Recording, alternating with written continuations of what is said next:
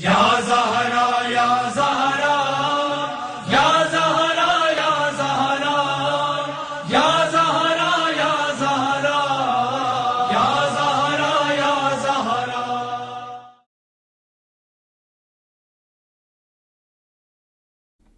Assalamu alayka ya Aba Abdillah.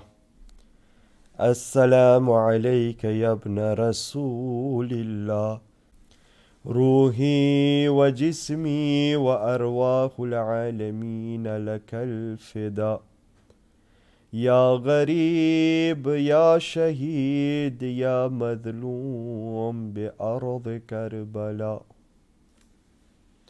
Comme les compagnons d'Imam Hussein alayhi salam avaient été tués et qu'il ne restait plus que les membres de sa propre famille, ils se réunirent tous autour d'Imam Hussein alayhi salam pour se dire adieu, pour s'embrasser pour l'ultime fois et finalement pour se préparer à embrasser la mort à bras ouverts. Ils étaient les enfants d'Ali ibn Abi Talib, les enfants de Ja'far et Tayyar et d'Aqil, les enfants d'Imam Hassan ibn Ali alayhi salatu wassalam, et finalement les propres enfants d'Imam Hussein ibn Ali alayhi salam, qu'Allah leur accorde la paix et la gloire. Un poète écrit « Venez tout près pour qu'on puisse pleurer, comme les nuages printaniers, car de l'adieu de ses compagnons, les pierres du désert gémissent aussi. » C'était alors que Hazrat Ali Akbar ibn Imam Hussein ibn Ali alayhi salam s'approcha de son père. Son illustre mère n'était autre que Layla bint Abi Marra ibn Urwa ibn Mas'ud al-Saqafi. Tous reconnaissent cette vérité incontestable et indéniable que le Seigneur Ali Akbar ibn Imam Hussein était un jeune homme doté d'une très grande beauté physique. En ce jour fatidique, il demanda à son père la permission de se battre. Imam Hussein alayhi salam lui donna la permission de mauvaise grâce et le regarda ensuite désespérément, et tout en baissant la tête, il se mit alors à pleurer amèrement. Imam Hussein ibn Ali alayhi salam dit « Oh Allah, sois témoin qu'il s'en va pour se battre contre ces hommes cruels, le fils de ton messager d'Allah, celui qui non seulement ressemble physiquement le plus au prophète, mais aussi par rapport à son caractère et sa personnalité. En vérité, il est pareillement identique au messager d'Allah, sallallahu alayhi wa alihi wa sallam. » Muhammad ibn Abi Talib dit que l'imam Hussein alayhi salam leva son doigt au ciel et dit « Ô Seigneur, sois témoin de cela, qu'un jeune homme qui ressemble plus à ton prophète, que ce soit physiquement que par rapport à son doux caractère, s'en va se battre avec ce peuple sauvage. Celui qui, à chaque fois que nous ressentions le manque de la présence de notre aïeul parmi nous, il nous suffisait de regarder son beau visage pour nous sentir en paix et nous rappeler celui du messager d'Allah. Ô Seigneur, refuse à ce peuple tous tes bienfaits et tes abondances. Disperse-les et produis une dissension et une rupture entre ces hommes. Que chacun d'eux aille à un sentier différent, ceux mêmes qui nous appelèrent à leur aide et qui nous attaquent maintenant de cette manière ignoble et cruelle. » Imam Hussein alayhi salam interpella ensuite Omar ibn Saad et lui cria « Qu'Allah brise et arrête sa grâce envers toi, que rien de tout ce que tu feras désormais ne te soit plus opportun, et qu'il te tourmente avec un homme qui te tuera dans ton propre lit après ma mort, comme tu viens de briser et rompre mon lien de parenté, et de même pour ne pas avoir voulu respecter mon rang et ma position, de par le lien de parenté qui m'unit avec le messager d'Allah. » Il se mit alors à réciter ce verset du Saint-Coran. Certes, Allah a élu Adam, Nuh, la famille d'Ibrahim et la famille d'Imran au-dessus de tout le monde.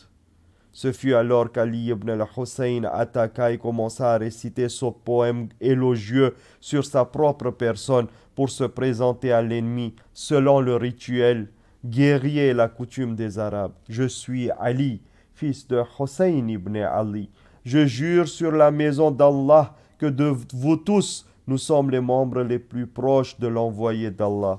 Je vous donnerai tant de coups d'épée, commençant par toi, ô Shebas, et finissant avec toi, ô Shimr, que mon épée deviendra déformée. Je suis un jeune homme de la tribu de Hashim et d'Alawi, et ce jour-là, je protégerai mon père.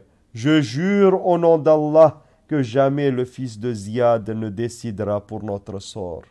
Et il tua ainsi beaucoup d'ennemis. On dit que les cris des ennemis se levèrent par ce courage incomparable.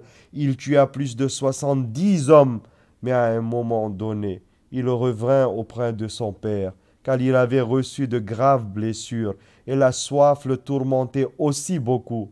Il dit, Père, la soif me tue, et la lourdeur de cette épée m'est devenue insupportable. Est-ce qu'il y a un peu d'eau pour que je puisse augmenter ma défense contre les ennemis? Imam Hussein alayhi salam se mit à pleurer et lui dit, ô mon fils, résiste encore un peu, car bientôt tu auras l'honneur de voir ton illustre aïeul, le messager d'Allah. Il te fera boire une coupe pleine d'eau fraîche et pour que tu n'aies plus soif. On dit aussi qu'Imam Hussein alayhi salam ajouta, approche ta langue mon fils. Alors selon certains hadiths, il avait mis sa propre langue dans la bouche de son fils pour qu'il puisse la sucer un instant et faire disparaître sa soif extrême, ou bien qu'il lui donna une bague et l'instruisit de la mettre dans la bouche pour ne plus sentir le tourment de la soif, et lui avait dit, j'espère qu'avant l'arrivée du crépuscule, ton aïeul te fasse boire d'une belle coupe pleine d'eau fraîche pour que tu ne sentes plus jamais la souffrance due à la soif. Hazrat Ali Akbar ibn al-Hussein alayhi salam retourna au champ de bataille et récita ce poème. C'est la guerre et c'est en ces moments-là que la véritable valeur des hommes se découvre, sans l'ombre d'un doute. Et la justesse de cette cause pour laquelle nous nous battons sera découverte. Je jure au nom d'Allah des cieux que désormais je ne me séparerai plus de ces hommes jusqu'à ce qu'ils remettent leurs épées dans leurs fourreaux. Et il continua à se battre le plus courageusement possible et tua encore des ennemis jusqu'à ce que leur nombre atteignît environ 200 hommes. Les Koufiens hésitaient encore à le tuer. Moura ibn Mungaz ibn Na'man le vit alors et dit que les péchés de tous les Arabes tombent sur ma personne si je le laisse faire encore plus que cela. Je ferai en sorte que son père porte son deuil le plus rapidement possible. Le seigneur Hazrat Ali Akbar se battit et il passa à côté de Mourra tout en tenant son épée dans l'air. Mourra lui barra soudain le chemin et lui donna un coup de lance mortel dans le corps, de sorte que le seigneur Ali Akbar tomba brutalement sur la poussière. Alors les soldats ennemis l'entourèrent et avec de multiples coups d'épée, ils mirent fin à sa précieuse vie. On raconte que Mourra l'attaqua de derrière et lui enfonça durement sa lance dans le dos et que les autres hommes osèrent ensuite s'approcher de lui pour lui donner d'infinis coups d'épée partout dans tout le corps. On lui lança aussi une flèche qui l'atteignit dans la gorge. Le seigneur Ali Akbar tomba par terre, enroulant dans son sang, et à ce moment-là, n'en pouvant plus au comble du désespoir, il demanda le secours de son père et s'écria fiévreusement, « Père, adieu !» Je vois mon aïeul, le messager d'Allah, qui te salue et qui te dit « À toi de venir auprès de nous !» Il cria ensuite de douleur et ce beau jeune homme du paradis rendit son âme pure au Seigneur. Certains d'autres disent que lorsque Mourra lui donna un coup sur la tête, Ali Akbar tomba sur la poussière. Alors accablé de douleur, il se releva péniblement pour mettre la main au cou de son cheval pour qu'il le ramène auprès de son père. Mais le cheval, peut-être par panique, le porta au contraire vers le camp ennemi au lieu de le porter vers les siens. En voyant cela, les ennemis le reçurent joyeusement et malicieusement et lui donnèrent alors méchamment de multiples coups d'épée mortels pour l'achever sauvagement. Il est dit qu'on le découpa en 1000 morceaux. Quand son âme était sur le point de s'envoler, il avait mis tout son pouvoir pour crier une ultime fois à son père « Ô Père, je vois mon aïeul, le prophète de Dieu. Il me donna une coupe d'eau pour étancher ma soif, pendant qu'il t'interpellait en disant « Hâte-toi, ô Hussein !» nous avons préparé la coupe qui t'attend, et toi aussi tu devras la boire sous peu. » Imam Hussein alayhi salam se précipita et resta debout à côté du cadavre mutilé de son pauvre fils. Il regarda ensuite avec une grande détresse le visage de son bien-aimé enfant, et Hamid ibn Muslim raconte qu'il avait entendu Hussein qui avait murmuré qu'Allah enlève de cette terre tous ceux qui t'ont tué et massacré. Ainsi, combien sont-ils courageux envers Allah gracieux pour avoir osé manquer de respect à son prophète et à la famille de son prophète. Des larmes avaient ensuite coulé sur son visage triste, et il avait déclaré amèrement que la vie et le monde s'en aillent au diable après ta mort. Tous entendirent les pleurs de Hussein, quand en vérité personne jusqu'à ce jour n'avait entendu Hussein pleurer aussi désespérément et aussi ouvertement à haute voix.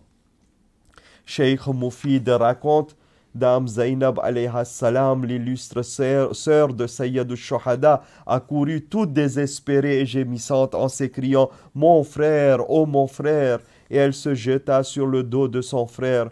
Imam Hussein la prit dans ses bras et la fit retourner vers le pavillon des femmes.